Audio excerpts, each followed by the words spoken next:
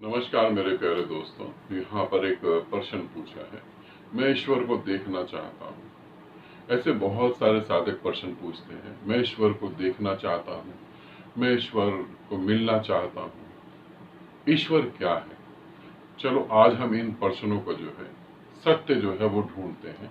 और ईश्वर क्या है, मैं ईश्वर को देखना चाहता हूँ, तो आज ईश्वर को देखने चलते हैं हम लोग। ठीक है, तो ये वीडियो जो ईश्वर को देखना चाहते हैं, परमात्मा को देखना चाहते हैं, जो परमात्मा के दर्शन करना चाहते हैं, उन लोगों के लिए ये वीडियो है। तो आज हम जो है एक तरीके से उस सत्य की तरफ चलते हैं, ताकि मैं आपको समझा पाऊं और आप समझ पाएं कि जब हम ईश्वर को देखने की बात करते हैं, ईश्वर होने की बात तो खैर बहुत दूर की है, वो तो आज तक किसी ने करी नहीं। ईश्वर को देखने की बात करते हैं, दर्शन की बात करते हैं, तो हमें ये लगता है कि ये मामूली सी बात है, छोटी मोटी बात होगी। मगर ये इतनी छोटी भी नहीं है जितनी आप समझ रहे हैं, इतनी मामूली सी बात भी नहीं है जितनी आप समझ रहे हैं। हम चलते हैं ईश्वर को देखने के लिए, ईश्वर का दर्शन करने के लिए, परमात्मा के साथ एक होने के लिए शुरुआत करते हैं। साधक कैसे शुरुआत करता है इसे समझना। साधक क्या शुरुआत करता है?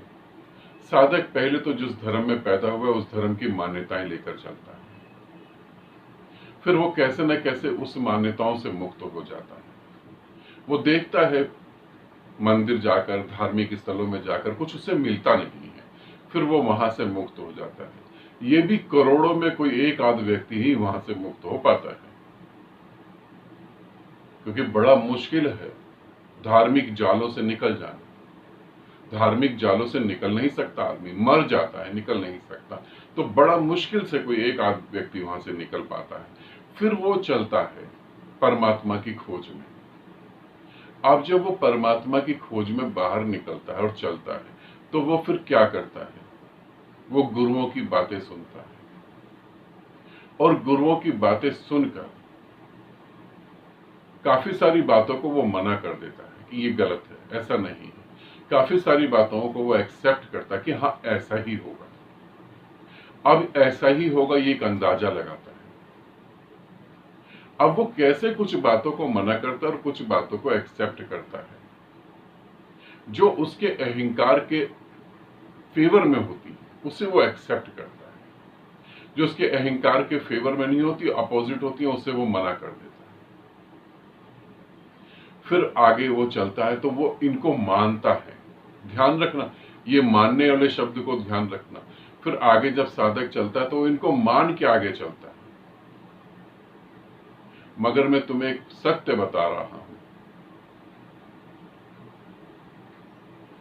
आज तक इस पृथ्वी पर किसी ने भी सत्य क्या है वो नहीं बताया। सत्य क्या है वो नहीं बताया, सत्य के बारे में बताया। और जब हम सत्य के बारे में सुनते हैं, चाहे हम अपने गुरु से सुने, चाहे हम किसी धार्मिक ग्रंथ से पढ़े, या हम अपने यार दोस्तों से सुने, या किसी मैगजीन में पढ़े, सत्य के बारे में जब आप पढ़ते हैं तो आप उसकी कल्पना कर लेते हैं। मन की एक बहुत बड़ी ताकत है कि वो हर चीज की कल्पना कर लेता है, और जब हम उसे सुनते हैं तो उसकी कल्पना कर लेते हैं, और कल्पना भी इतनी मजबूत करते हैं कि हमें ऐसा महसूस होता है कि हम वही हो गए हैं जिसकी हमने कल्पना करी।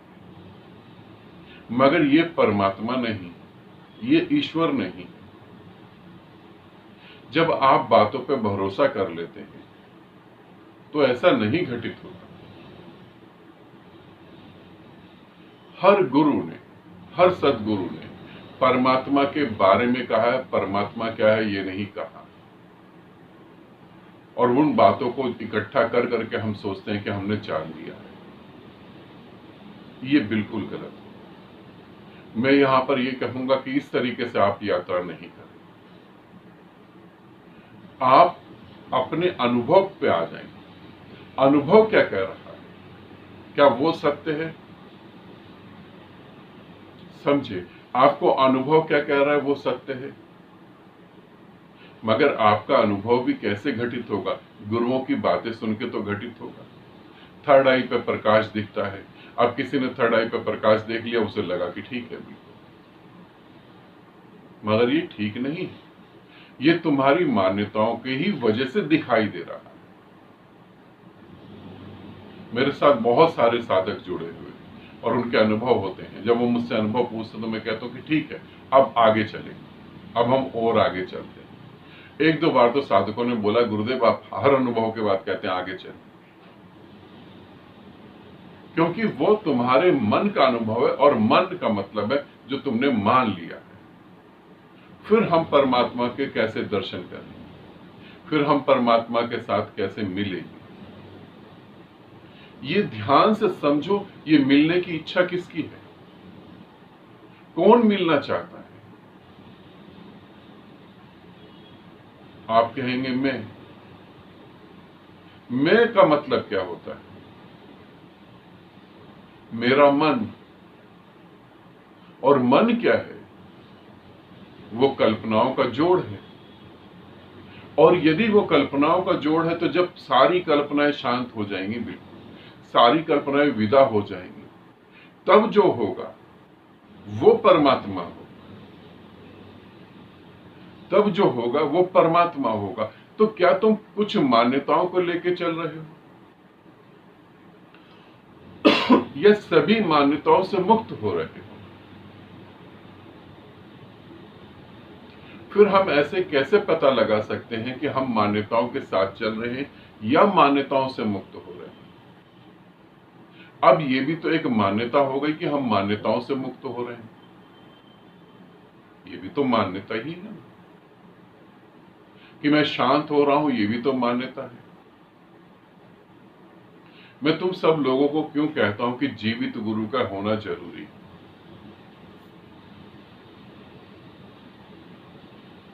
मैं अपना जीवन का एक अनुभव बताता हूं, उसे समझो। जब मैं बहुत ज्यादा परेशान हो गया था, मुझे कोई अनुभव घट ही नहीं रहे थे। जब मैं साधक था, साधना कर रहा था, बहुत परेशान हो गया था। मुझे 6 से 7 महीने से मुझे कोई अनुभव नहीं हो रहा और मैं रो रहा था, मुझे समझ नहीं आ रही। जैसे तुम परेशान हो जाते हो ऐसे मैं भी परेशान हुआ। फिर एक बार अचानक ही गुरु मिले मेरे को, और जब गुरु मिले मेरे को तो मैं रो रहा था और वो भिक्षा मांगने आए थे। और जब मेरे को, क्योंकि जब हम परेशान होते हैं तो हर एक से हम उम्मीद रखते हैं। जब उस गुरु को मैंने देखा, उनकी आंखों में मुझे यही लगा कि इनसे मेरे को मदद मिल सकती है। और जब मैं उनके पास गया तो उन्होंने कहा कि तुम भिखारी हो क्या? अनुभव की भीख मांग रहे हो, तुम भिखारी हो। ये उन्होंने शब्दों में कहा। मैं थोड़ी सी देर में समझ भी गया और फिर वो थोड़ी देर बाद चले गए। मगर जब वो चले गए और जब वो मेरे साथ थे, और उससे पहले, गुरु के आने से पहले, गुरु के मिलने के बाद और गुरु के जाने के बाद मुझे कुछ अनुभव हुआ। ये इस बात को, जो भी साधक मोक्ष को प्राप्त होना चाहता है वो इसको अच्छे से समझ लेगा। एक जीवित गुरु का, एक जीवित सदगुरु का पूरा सार बताने जा रहा हूं। जब गुरु नहीं थे, जब गुरु मिले और जब गुरु मेरे को छोड़कर अपने रास्ते चले गए, तब वहां इतने क्षणों के भीतर, इतने समय के भीतर कुछ ऐसा घटा। जब गुरु के पास में पहुंचा तो मैं एक अज्ञात ऊर्जा से भर गया, ऐसे जैसे अनंत ब्रह्मांड मेरे अंदर पैदा हो रहे हैं। एक अलग ही एनर्जी मेरे अंदर गति करने लगी। मेरे अंदर कोई तनाव नहीं था, मेरे अंदर अब कोई चाह नहीं थी, मुझे मोक्ष की डिमांड नहीं थी, मुझे कहीं नहीं पहुंचना था। मैं एकदम संतुष्ट हो गया। जबकि उन्होंने मेरे अहंकार पे चोट करी, उन्होंने कहा भिखारी है तो भीख मांग रहा है। मुझे उनके शब्दों से कोई फर्क नहीं पड़ा, मगर कुछ अंदर हो रहा था, कुछ अंदर हो रहा था। मैंने ये जाना कि जो मुझे गुरु के साथ खड़े होने के बाद, जब मैं गुरु के शरीर के एकदम पास में था, तो जो मुझे अनुभव हो रहा था, वो अनुभव मैंने साधना इतनी कर ली है कि वो अनुभव इस अनुभव से अलग है पूरी तरह से। मैं यहाँ पे एक साधक की ऑडियो चला रहा हूँ, वो साधक की ऑडियो भी आप सुनो।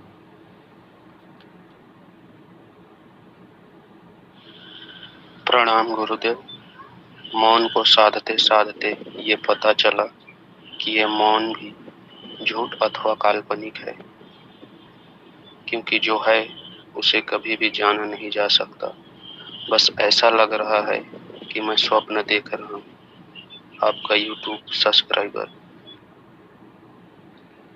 ये जो इस साधक के साथ घट रहा है, ये मेरे साथ घट रहा था। जब मैं गुरु के इतना नजदीक पहुंच गया और जब उनके पांव छुए और उन्होंने मेरे सर पे हाथ रखा, उस वक्त जो घटा, उस वक्त मेरे को पता लगा कि जो आज तक मैंने देखा है, थर्ड आई पे प्रकाश देखना, क्राउन चक्र का खुल जाना, कुंडली जागरण हो जाना, पता नहीं क्या क्या जो मैंने आज तक देखा, वो अलग है, बिल्कुल वो कुछ अलग ही है। मगर जो अब घटा है ये तो बिल्कुल अलग है। पहली बार मैं जाना कि जो घटा है वो कभी शब्दों में नहीं बताया जा सकता, और जो शब्दों में बताया जा सकता वो है ही नहीं। मेरी मन उसकी कल्पना कर लेगा। पहली बार मुझे ताज्जुब हुआ कि मैं बचपन से लेके अभी तक सिर्फ भटक रहा था, और जिन चीजों को मैं अनुभव कह रहा था वो बिल्कुल बेकार हैं। उनका कहीं मैच ही नहीं है कि जो उसको मैं परमात्मा समझ रहा हूं। और उनके जाने के बाद मैंने बहुत प्रयास करा कि मुझे वो घटे, मगर वो मुझे घटा नहीं। मैंने शाम का खाना नहीं खाया, दिन का खाना नहीं खाया, रात का भी खाना छूट गया, क्योंकि वो जो कुछ क्षण के लिए जो मिला था वो मिल नहीं रहा था। और फिर अचानक मुझे याद आया कि गुरु ने कहा था तुम भीख मांग रहे हो, भीख मत मांगो। इसका मतलब मुझे समझ आया, गुरु का कहने का मतलब है मौन हो जाओ, कोई डिमांड नहीं। और फिर मैं मौन हुआ, और जब मैं मौन हुआ तो सुबह 3:30-4 बजे के करीब कुछ अद्भुत हो गया। कुछ अद्भुत क्या हुआ, जो गुरु के साथ घटा था वही मुझे विराट रूप में घटना चालू हुआ। बस मुझे पता लग गया कि जो गुरु के साथ घटा था यही विराट रूप में। और फिर सुबह होते ही, क्योंकि वो अघोरी थे, वो शमशान घाट में रुके हुए थे, हमारे घर के पास में ही है शमशान घाट। मैं भागा शमशान घाट की तरफ, और जब भागा, अब समझो इस बात को, जब मैं भागा शमशान घाट की तरफ, तब मेरे को ऐसा लग रहा था 3:30 बजे 4 बजे सुबह के ब्रह्म मुहूर्त के समय, मुझे ऐसे लग रहा था कि अनंत ब्रह्मांड मेरे अंदर घूम रहे हैं, मैं अनंत ब्रह्मांडों में हूं। ये तुम्हें मैं शब्दों में बता रहा हूं, ये मेरी मजबूरी है। मगर जब मैं भागा शमशान घाट पहुंचा, और जैसे जैसे मैं रोता हुआ, रो भी रहा था, हंस भी रहा था, दोनों चीजें इकट्ठी होती। मैं रोता और हंसता हुआ जैसे जैसे अपने गुरु के करीब पहुंच रहा था, तब मैं ये महसूस कर पा रहा था कि अनंत ब्रह्मांड, इतनी ऊर्जा कि उसके आगे परमाणु बम तो छोटा सा बम भी नहीं कह सकते उसको, इतनी ऊर्जा। जैसे जैसे उनके करीब पहुंच रहा हूं, इतनी ऊर्जा, अथाह ऊर्जा ही ऊर्जा। और जब मैं उनके पास पहुंचा, जब मैं उनके पांव छूने लगा, तो उन्होंने मेरे को कंधे से पकड़ लिया। उन्होंने कहा कि नहीं, अब बस इतना ही है, यही है बस। और उनकी भी आंख में आंसू आ गए। मगर मैंने ये अनुभव करा कि गुरु सिर्फ शरीर नहीं है। हकीकत में अगर इस पृथ्वी पर जीवित गुरु ना हो, मैं दावे के साथ कह सकता हूं, तो कोई भी व्यक्ति परमात्मा को उपलब्ध नहीं हो सकता। क्योंकि गुरु से जो अनंत ब्रह्मांड बह रहा था, उसकी व्याख्या नहीं करी जा सकती।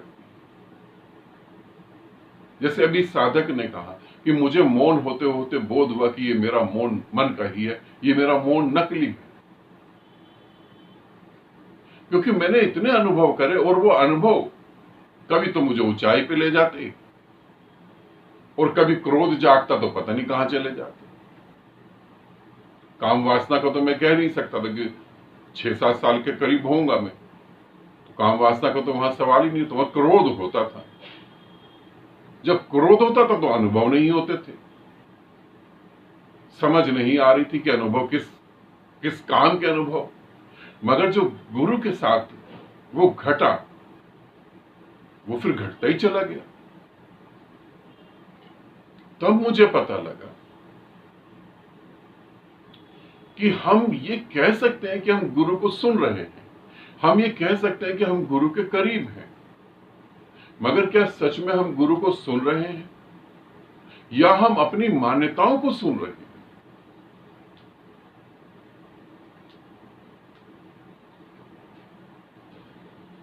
मुझे परमात्मा को देखना है, मुझे परमात्मा को जानना है, क्या ये तुम्हारे मन की कल्पना नहीं है? यदि तुम ऐसी पृथ्वी पर पैदा होते जहां परमात्मा शब्द ही ना होता तो तुम क्या करते? जहां ये तुम्हें पता ही ना होता कि तुम्हारे अलावा भी कोई खोज है तो तुम क्या करते फिर? तुम मन से मुक्त नहीं हो रहे बल्कि मन के जाल में फंस रहे हो।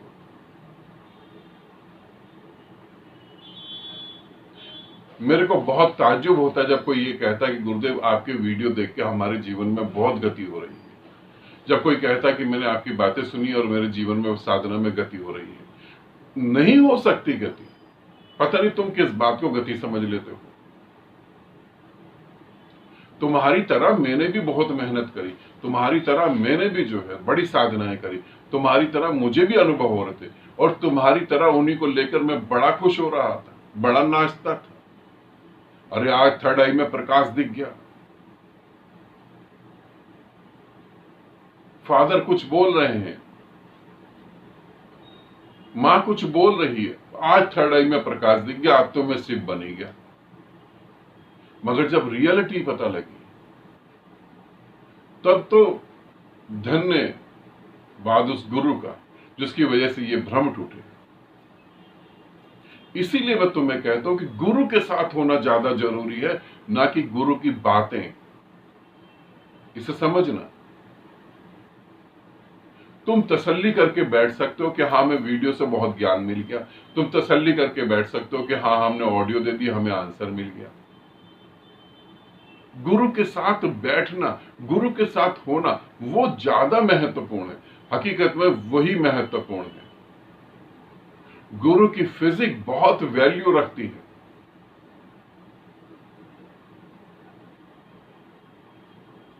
मैं भी कल्पना कर सकता था निराकार की, हो सकता उस समय करीबी हो, मगर हकीकत कुछ और है। तो तुमने कहा मैं परमात्मा को देखना चाहता हूं, तो तुम समझो तुम क्या देखना चाहते हो और कैसे तुम चल रहे हो। क्या इस चलने के तरीके से तुम परमात्मा को देख पाओगे? क्या जिसको मैं मौन कह रहा हूं उसको तुम सुन पा रहे हो? क्या जिसको मैं प्रेम कह रहा हूं उसको तुम सुन पा रहे हो? क्या तुम मुझे सुन पा रहे हो? मेरी आवाज तुम्हारी आत्मा तक जा पा रही है? क्या तुम मुझे देख पा रहे हो?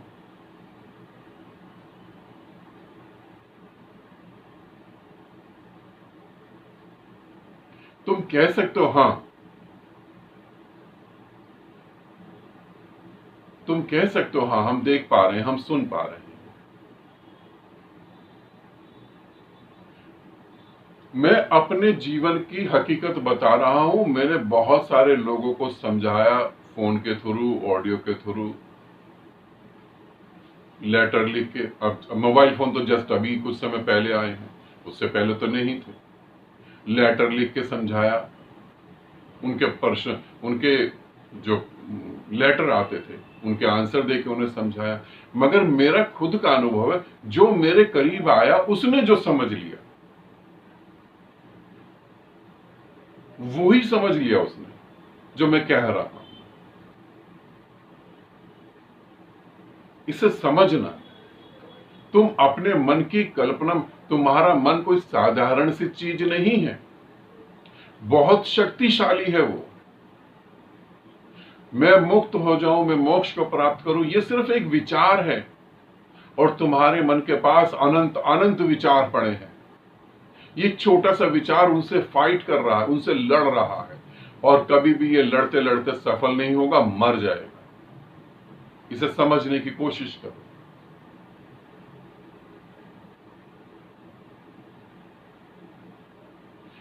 प्रकाश के बारे में पढ़ लेना, प्रकाश के बारे में सुन लेना, प्रकाश की कल्पना कर लेना, ये सब अलग है। प्रकाश के सामने आ जाना वो अलग बात होती है। तो जैसे साधक ने ऑडियो में बताया, वो ठीक कह रहा है कि मौन होते होते पता लगा कि ये मेरे मन की ही कल्पना है। मैं अब भी तुम्हें कह रहा हूं, जितना हो सके, जितना जल्दी हो सके, जितना भी हो सके, जैसे भी तुम्हें, अगर परमात्मा के दर्शन के तो नहीं कहूंगा, ये तो कल्पना, तुम्हें यदि परमात्मा होना है तो किसी जीवित गुरु के करीब आने की कोशिश करो, फिजिकली करीब आने की कोशिश करो। बातों से संतुष्टि मत लो, बातें सुन के संतुष्ट मत बैठ जाओ, विधियों से जो अनुभव हो रहा है उससे संतुष्ट मत हो जाओ। मैं अपनी तरफ से ही बता रहा हूं, जो मैं हूं वो मैं शब्दों में तुम्हें नहीं बता पाता हूं, और जो मैं शब्दों में बता पाता हूं वो तुम सुन नहीं पाते हो, तुम अपना मन ही कहीं घुमा रहे हो।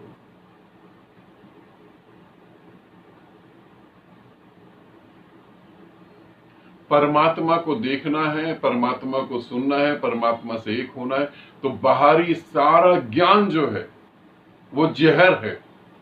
बाहरी सारा ज्ञान जो है वो जहर है। भीतर उतरो और मौन हो, मौन में उतरो जितना उतर सकते। और जैसे साधक ने बोला है, पहले तो नकली ही मौन तुम्हारे हाथ लगने वाला है, पहले तो नकली ही मौन लगेगा। गुरु के जब करीब आओगे तब तुम्हें पता लगेगा मौन क्या होता है। जब तुम गुरु के करीब आते हो, ये मेरे बहुत सारे साधकों को अनुभव होगा, जब तुम गुरु के करीब आते हो, जब वो मेरे करीब आते हैं, मुझसे बातें करते हैं, तो तुम्हें पता नहीं है वो कोई ध्यान साधना की बातें नहीं करते, हंसी मजाक हो रहा होता है।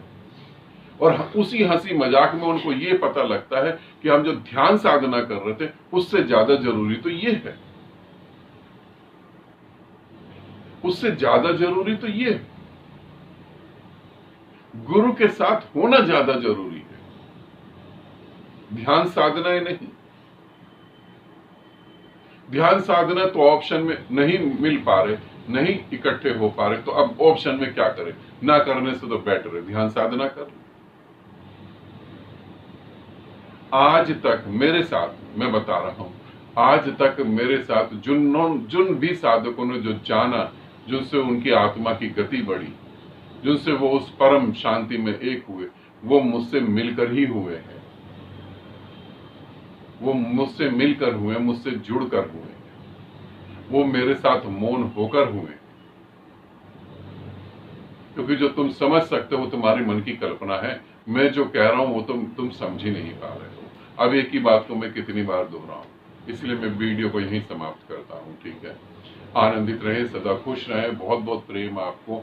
और किसी जीवित गुरु को ढूंढो, बैठे नहीं रहो। तुम बैठे हुए वीडियो देख रहे हो तब तुम्हें पता नहीं मौत और करीब आ रही। किसी ऐसे गुरु को ढूंढो जो तुम्हारे साथ जुड़ सके, जिसके साथ तुम जुड़ सको, और उसके बाद तुम्हारी ऊर्जा, एक अलग ही ऊर्जा को तुम फील कर सको, एक अलग ही ऊर्जा को तुम्हें वो फील होगी ऊर्जा। और यदि ऐसा तुम्हें गुरु मिल जाए तो संसार कुछ भी कहता रहे, किसी कीमत पे मत छोड़ना इसको, चाहे कोई भी कीमत चुकानी पड़े, इसे किसी कीमत में, क्योंकि यहां तो तुम यहां के तो हो ही नहीं ना,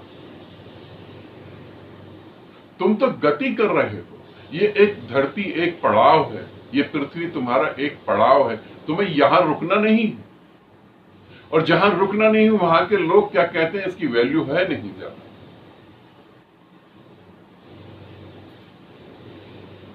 एक आखिरी उदाहरण देके बात को समाप्त करता हूं। तुम ऐसे समझो कि तुम कहीं घूमने गए, मान लो तुम कश्मीर घूमने गए। अब हम लोग कश्मीर घूमने गए, मेरी फैमिली और अंकुर की फैमिली, हम लोग कश्मीर में घूम रहे थे।